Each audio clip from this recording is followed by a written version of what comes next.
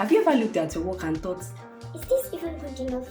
or maybe after getting a new client, you wondered, Why did they pick me? I don't even know if I deserve this. if you have ever felt like you're not good enough, imposter syndrome is real. It's just a feeling that it's hard. You will find yourself comparing your skills to others, wondering if you belong to the design world.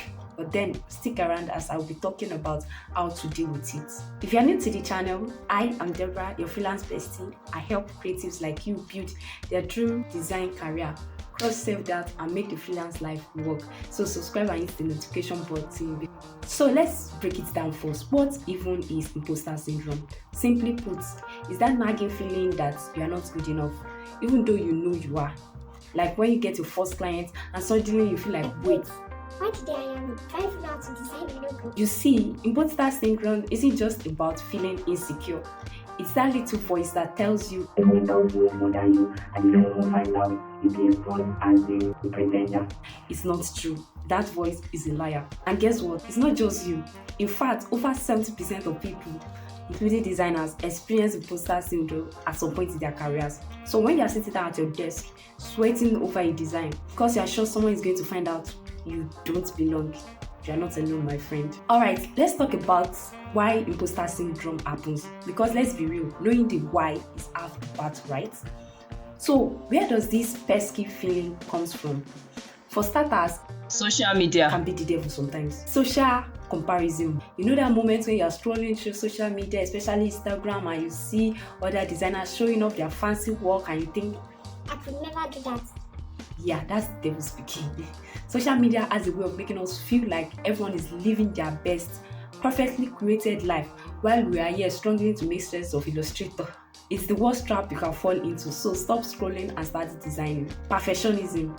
If you're a perfectionist, you might believe that your design have to be flawless every time. But here's the thing, no one is perfect. Even the top designers have room to grow, and that's okay. So cut yourself some slack, okay? Fear of failure.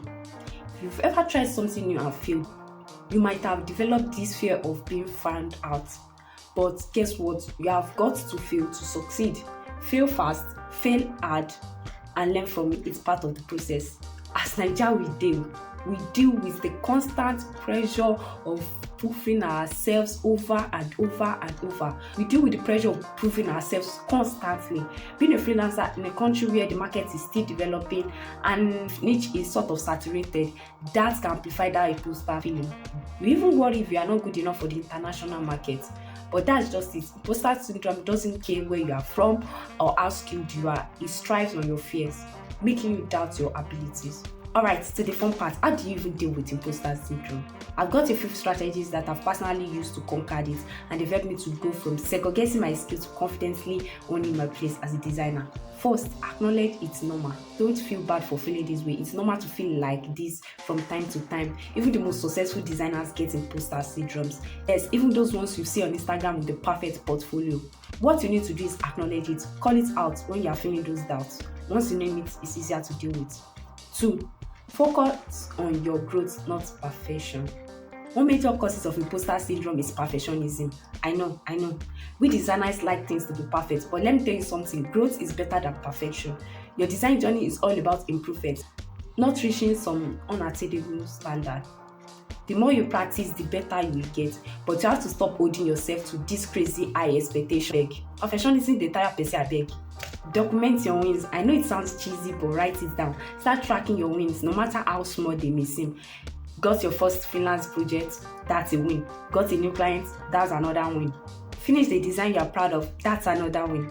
Celebrate every victory, even the small ones, they count, bro. Every time you feel like you are not good enough, look back at the list of your accomplishments and remind yourself that you have come a long way. You just need to keep reminding yourself that I've done it before and you can do it again. I trust you.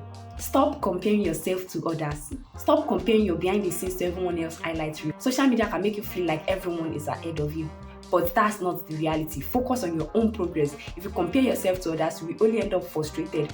Forget about their journey and focus on yours. Number 5, get a mentor or peer support. Having a mentor or a peer support group or a network of designer friends is crucial. When I first started, I surrounded myself with other designers who encouraged me and gave me feedback, and I'm still in touch with some of them. The community will carry you better sometimes, trust me. Mentors can help you to see how far you have come and remind you that you're on the right track too. Number 6, reframe your mindset. Lastly, change the way you think about failure. Don't see mistakes as proof that you are not good enough. Set them as lessons that can make you better. The truth is, every designer has made a mistake. What matters is what you learn from it. So here's my bonus advice from someone who has been in this field for some years now. Imposter syndrome does not go away overnight. In fact, it comes once in a while when you are in this line of career, and that's okay. It's a journey, not a destination. There will be days when you feel like a genius, and others when you wonder if you even know how to make use of your design software, and that's normal. What matters is pushing through those doubts and continuing to create. One step at a time, you will grow strong and more confident in your ability. Let me know in the comments if you ever had imposter syndrome. How do you handle it? Don't forget to like, share, and subscribe for more tips on how to build your freelance design business. Check out this next video right here, and I'll see you in the next one.